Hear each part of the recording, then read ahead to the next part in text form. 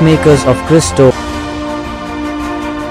உன் திருமண வாழ்க்கை எப்படிப்பட்டதாக இருக்கிறது? யோவான் சுவிசேஷம் 2வது அதிகாரம் 3வது வசனத்திலே, திருமண விழாவில் திராட்சை ரசம் தீர்ந்து போகவே இயேசுவின் தாய் அவரை நோக்கி, திராட்சை ரசம் தீர்ந்து விட்டது என்றார். இயேசு அவரிடம், அம்மா, அதை பற்றி நாம் என்ன செய்ய முடியும்? எனது நேரம் இன்னும் வரவில்லையே என்றார். ஜெபிப்போம்.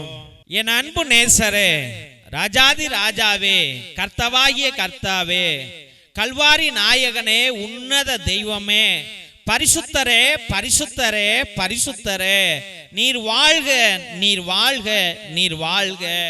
அப்பா, உம்மை இந்த வேளையிலே ஆராதிக்கிறோம், போற்றுகிறோம், புகழுகிறோம், வணங்குகிறோம், வாழ்த்துகிறோம், நமஸ்கரிக்கிறோம் சுவாமி. ஏசப்பா, நாளிலே நீர் திருமண விழாவிற்கு சென்றீர் ஆண்டவர். அப்பா, அந்த வீட்டில, அந்த பண்டிகையில, அந்த விழாவில, அப்பா, அந்த ஆடம்பரமான திருமண விழாவில திராட்சை ரசம் தீர்ந்து போய் விட்டது சுவாமி. அதே போல ஆண்டவரே, இன்று எத்தனையோ குடும்பங்களில திராட்சை ரசம் தீர்ந்து போய் விட்டது ஆண்டவரே. அப்பா, சுவையான வாழ்க்கை, சுகமான வாழ்க்கை, அன்பான வாழ்க்கை, அரவணைக்கும் வாழ்க்கை, புரிந்து கொள்ளும் வாழ்க்கை, ஏற்றுக்கொள்ளும் வாழ்க்கை, தாழ்ந்து போகும் வாழ்க்கை குறைந்து போய் விட்டது சுவாமி. அப்பா, அது தீர்ந்து போய் விட்டது ஆண்டவரே. இன்று திருமண வாழ்க்கையில ஆண்டவரே, வெறுப்புகளும் பகைகளும் ஆண்டவரே, கணவன் அழிய வேண்டும் என்று மனைவி ஜெபிப்பதும், மனைவி அழிய வேண்டும் என்று கணவன் ஜெபிப்பதும், ஆண்டவரே, பகைவனாக கணவனை காண்பதும், ஆண்டவரே, எதிராளியாக மனைவியை காண்பதுமாக இருந்து கொண்டிருக்கிறது சுவாமி. ஏசப்பா, இன்னைக்கு ஒரு குடும்பத்துல கூட நிம்மதி இல்லை ஆண்டவரே, சந்தோஷம் இல்லை ஆண்டவரே, கணவன் மனைவியாக வாழ்வது இல்லை ஆண்டவரே, அவர்கள் அரவணைத்துக் கொள்வது இல்லை சுவாமி. ஏசப்பா, இன்று அதன் நிமித்தம் தகாத உறவுகள் வைத்திருக்கிற பிள்ளைகள் ஏராளம் ஏராளம் ஆண்டவரே. மனைவியை டிவோர்ஸ் பண்ணினவர்கள் ஏராளம் ஆண்டவரே. கணவனை விட்டு ஓடி போனவர்கள், மறுதளிக்கிறவர்கள், காயப்படுத்துகிறவர்கள் ஏராளம் சுவாமி. இயேசு ராஜாவே, இந்த வீட்டில் திருமண வாழ்வு ஆண்டவரே உடைந்து போய் இருக்கிறது, திராட்சை ரசம் தீர்ந்து போய் இருக்கிறது ஆண்டவரே. இவர்கள் சந்தோஷமாகவே வாழல சுவாமி. ஏசப்பா, அந்த வேளையில ஆண்டவரே, மரியாளானவள் அந்த பிரச்சனையை உம்மிடம் எடுத்து வந்தாள் ஆண்டவரே. இன்று சுவாமி, ஒரு தாயானவராக, ஒரு தந்தையானவராக அந்த பிரச்சனைகளை கடவுளிடம் எடுத்து வருவது இல்லை ஆண்டவரே. அப்பா, பெண்களுக்கு சப்போர்ட்டாக அவர்களுடைய தாய் தந்தையர்களும், ஆண் பிள்ளைகளுக்கு சப்போர்ட்டாக அவருடைய தாய் தந்தையரும் ஆண்டவரே இன்று பெரிய பெரிய சண்டைகளை மூட்டுகிறார்கள் ஆண்டவரே. அப்பா, இளம் பிள்ளைகளை வாழ விடாமல் ஆண்டவரை தனியாக அழைத்து செல்கிற பெற்றோர்கள் ஏராளம் ஏராளம். அவன் இல்லனா என்னம்மா, நான் இன்னொரு கல்யாணம் உனக்கு பண்ணி வைக்கிறேன், அவ இல்லனா என்னடா, நீ ராஜாடா, உனக்கு நான் வேற கல்யாணம் பண்ணி வைக்கிறேன் என்று ஆண்டவரே திருமண வாழ்க்கையை உடைக்கிற பெற்றோர்களாக இன்றைய காலகட்ட பெற்றோர்கள் மாறி போய் விட்டார்கள் சுவாமி. அதிக அன்பு காட்டுகிறேன், அதிக அன்பு காட்டுகிறேன் என்று ஆண்டவரே பெற்றோர்களே பிள்ளைகளுடைய வாழ்க்கையை சீரழிக்கிறவர்களாக மாறி போகிறார்கள் சுவாமி. தேசப்பா, என் ராஜாதி ராஜாவே, வீட்டுல பிரச்சனைகள் தான் வரும், தாம்பதிய வாழ்க்கையில பிரச்சனைகள் வரும், சந்தேகங்கள் வரும் ஆண்டவரே, பலவிதமான சண்டைகள் வரும் ஆண்டவரே. அதை ஆண்டவரே உன்னிடம் எடுத்து வராமல் ஆண்டவரே கோர்ட் கேஸ் என்று, வக்கீல் என்று, சாமியார் என்று அங்கேயும் இங்கேயுமாக ஆண்டவரை அழைத்து சென்று அந்த பிரச்சனைகளை பெரியதாக மாற்றுகிறார்களே ஒழிய ஆண்டவரே, கணவன் மனைவியை சேர்ந்து பேசக்கூடிய அந்த வாய்ப்பை கூட கொடுப்பது இல்லை சுவாமி. அவர்களே புரிந்து கொள்வார்கள், சிறு பிள்ளைகள் அல்லவா, அவர்கள் ஒருவர் அன்பு செய்வார்கள் என்று ஆண்டவரை நினைக்காமல் பெரிய பெரிய சண்டைகளை உருவாக்கி கொண்டு டிவோர்ஸ் அப்ளை செய்து மறு கல்யாணம் செய்து வைத்திருக்கிற பிள்ளைகள் ஏராளம் ஏராளம் சுவாமி. இயேசு ராஜாவே, தாயான மரியாளானவள் ஆண்டவரே அந்த பிரச்சனையை உன்னிடம் எடுத்து வந்தால் நீதான் அந்த பிரச்சனையை முடித்து வைக்க வேண்டும், அவர்களை இணைத்து வைக்க வேண்டும், அவர்களை ஆசீர்வதிக்க வேண்டும், அவர்களை சுகமாக்க வேண்டும், அவர்களை பலமாக்க வேண்டும், அவர்களுக்கு குழந்தை பாக்கியத்தை கொடுக்க வேண்டும், அவர்களுடைய வாழ்க்கையிலே வீடை நீர்தான் கட்டி கொடுக்க வேண்டும், அவருடைய வேலையை நீர்தானே பார்த்து வைக்க வேண்டும், வீட்டிற்கு வருமானத்தை கொடுக்க வேண்டும் என்று தாயான மரியாள் ஆண்டவரே உன்னிடம் வந்தால் சுவாமி, அதே போல இன்று ஒவ்வொரு பெற்றோர்களும் ஆண்டவரே உன்னிடம் வரக்கூடிய கிருபையை கொடுங்க ஆண்டவரே. அப்பா, வெறுப்பு தன்மைகளோடு, மன்னிக்க முடியாத உள்ளத்தோடு, கணவன் அன்பை புரிந்து கொள்ளாத, மனைவி அன்பை புரிந்து கொள்ளாத பிள்ளைகள் அனைவரையும் நீர் ஆசீர்வதிக்க வேண்டும் என்று ஜெபிக்கிறோம் ஆண்டவரே. ஏசப்பா, இது உன்னத வாழ்வு ஆண்டவரே. இந்த திருமண வாழ்க்கைக்குள்ளாய் நீயும் இருக்கிறீர் ஏசப்பா, மரியாளும் இருக்கிறாள். அந்த உடன்படிக்கை என்னாலும் உடைக்கப்படக்கூடாது.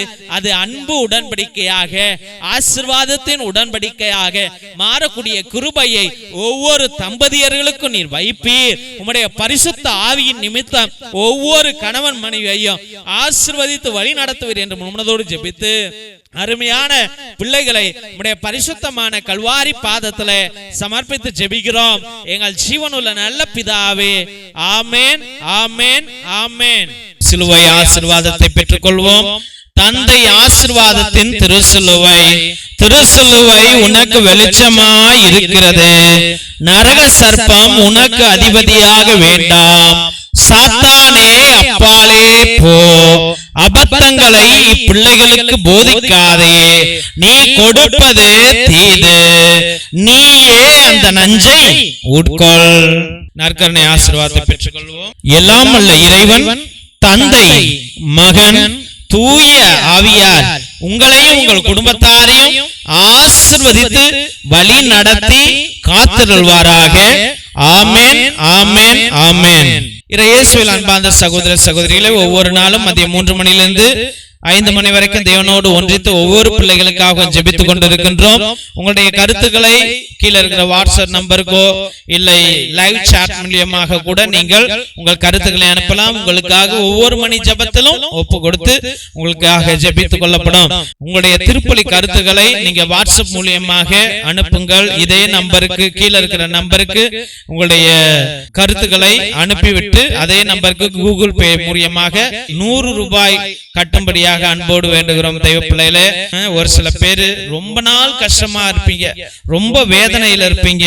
அவர்கள் 1 திருப்பலியோ, 3 திருப்பலியோ, 5 திருப்பலியோ, 7 திருப்பலியோ, 9 திருப்பலியோ, 12 திருப்பலியோ, 33 திருப்பலியோ, 77 திருப்பலியோ, உங்களுடைய கருத்துக்கள், உங்களுடைய பாரம் எப்படி இருக்கிறதோ அதை பொறுத்து உங்களுடைய கருத்துக்களை அனுப்பி திருப்பலியை நிறைவேற்றும்படியாக, நேர்த்தி கடன் செய்து கொள்ளும்படியாக அன்போடு வேண்டுகிறோம். ஒரு சாமியார் 2 மணி நேரம் உட்கார்ந்து எல்லா ஜபங்களையும் அவரே சொல்லி, அதே ஒரே ஸ்பிரிட்டோட, ஒரே ஆத்மாவோட, ஒரே சக்தியோடு உங்களை இந்த பலிபீடத்தில் சமர்ப்பிக்கிறேன் என்றால் கடவுள் வானக தந்தை உங்கள் மீது எவ்வளவு கருணை கொள்வார் என்பதை நீங்களே புரிந்து கொள்ளுங்கள். மற்றும் தெய்வ பிள்ளைகளை, நீ ஒரே ஒரு உதவி கேட்கிறேன். என்னவென்றால், இதை பார்க்கிறவர்கள் தயவு செய்து சப்ஸ்கிரைப் பண்ணுங்க, அந்த பெல் பட்டனை அழுத்துங்க. உங்களுடைய கருத்துக்களையும், இந்த பிரேயர் நல்லா இருக்குதா, நல்லா இல்லையா என்று கூட நீங்கள் சொல்லலாம். அப்படி எல்லாம் நீங்க சொல்லும் போதுதான் எங்க ஃபாதர்ஸும் இதை ஆர்வப்படுத்தி உற்சாகப்படுத்தி இன்னும் நல்லா செய்யுங்க ஃபாதர் அப்படி என்று சொல்வார்கள். இல்லை என்றால் பிள்ளைகளே, இது யாரும் விருப்பப்படல ஃபாதர், நிப்பாட்டுங்க என்று சொல்வார்கள். இவ்வளவு கரண்ட் பில்லு, இவ்வளவு computer bill, camera bill, net bill எல்லாம் வேஸ்ட் ஆகி போயிடும், எல்லாத்தையும் நிப்பாட்டிட்டு போயிடும். அதனால உங்க கையில ஒப்பு கொடுக்கிறார் ஆண்டவர். இதை உங்களுடைய வாட்ஸ்அப் ஸ்டேட்டஸ்ல வைங்க, பேஸ்புக்ல வைங்க, வாட்ஸ்அப் குரூப்ல இதை பகிரும்படியா அன்போடு வேண்டுகிறோம். மற்றும் தெய்வ பிள்ளைகளே, நாங்கள் எத்தனையோ ஏழை எளிய பிள்ளைகளுக்கு, அனாதை பிள்ளைகளுக்கு, உடல் ஊனமுற்ற பிள்ளைகளுக்கு உதவி செய்து கொண்டிருக்கிறோம். உங்க பிள்ளைங்க பயன்படுத்தின பழைய டிரெஸ்ஸுகள் ஏதாவது இருந்தால், ட்ரௌசரு, டிஷர்ட், பேண்ட், ஸ்வெட்டர், இது போல ஏதாவது நிறைய பொருட்கள் வச்சிருப்பீங்க, சுடிதார் அப்படி எல்லாம் வச்சிருப்பீங்க.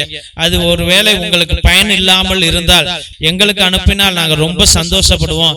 எங்க பிள்ளைகளுக்கு அது உதவும் என்பதை அன்போடு தெரிவித்துக் கொள்கிறோம். இன்னும் ஏதாவது காசு உள்ளவர்கள் இந்த ஜபத்துல நீங்கள் ஈடுபட்டு இருந்தால், தெய்வ பிள்ளைகளே, உங்க பேரால எங்க பிள்ளைகளுடைய குடிசைகள், எங்க மக்களுடைய குடிசைகள்ல கரண்ட் கிடையாது, ரோடு கிடையாது, வசதிகள் கிடையாது. ஒரே ஒரு சின்ன குண்டு பல்ப், சோலார் பல்ப் உங்களால முடிஞ்சா ஒரு 2-3 வாங்கி எங்களுக்கு கொடுங்கள். உங்க பேரால ஒரு 2-3 வீட்டுல விளக்கு எரியும் என்பதை அன்போடு தெரிவித்துக் கொள்கிறோம். மற்றும் தெய்வ பிள்ளைகளை, மிரக்கல் ஆயில் எவ்வளவோ நோய்களையும் வலிகளையும் அகற்றி கொண்டிருக்கிறது. அதை நீங்களும் வாங்கி பயன்படுத்துங்கள். நிச்சயமாக கச்சிதமாக எழுதி வேணாலும் கொடுப்பேன். உங்க ஆயுசு நாளைக்கே சாவு புரியினாலும் உங்க ஆயுசை ஏத்தி வைக்கும், கூட்டி வைக்கும் அந்த மிரக்கல் ஆயில். அப்படிப்பட்ட ஆயில் அது. ஏனென்றால் என் தந்தையானவர் 4 வருடங்களாக மரண படுக்கையில் தான் இருக்கிறார். ஹாஸ்பிட்டலுக்கெல்லாம் கூட்டிட்டு போனதே கிடையாது. இந்த மிரக்கல் ஆயில் தான் அவரை காப்பாத்திட்டு வச்சிட்டு இருக்குது. அதனால நீங்களும் அதை வாங்கி பயன்படுத்துங்கள். மற்றுமாக இரத்தத்தின் விடுதலை ஜப புத்தகம், இது கட்டு ஜப புத்தகம், இது விடுவிக்கும் ஜப புத்தகம். எத்தனையோ பிள்ளைகள் கட்டுகள்ல குடும்ப வளர்ச்சி கிடையாது, குடும்பம் உடைஞ்சு போய் கிடக்கிறது, பலவிதமான சோதனைகள். இது வாழ்நாள் முழுவதும் உள்ள கட்டு ஜப புத்தகம். அந்த காலத்துல அந்தோனியா தகடு, செபஸ்தியா தகடு நம்முடைய மூதாதையர்கள் வைத்து எல்லா சாத்தான்களையும் விரட்டி அடித்ததை போல, குடும்பத்துல சமாதானம் வந்ததை போல, அதில் உள்ள ரகசிய ஜபங்கள் கொண்ட புஸ்தகம் இது. அதனால் இதை வாங்கி நீங்கள் பயன்படுத்தும்படியாக அன்போடு வேண்டுகிறோம் தெய்வ பிள்ளைகளே.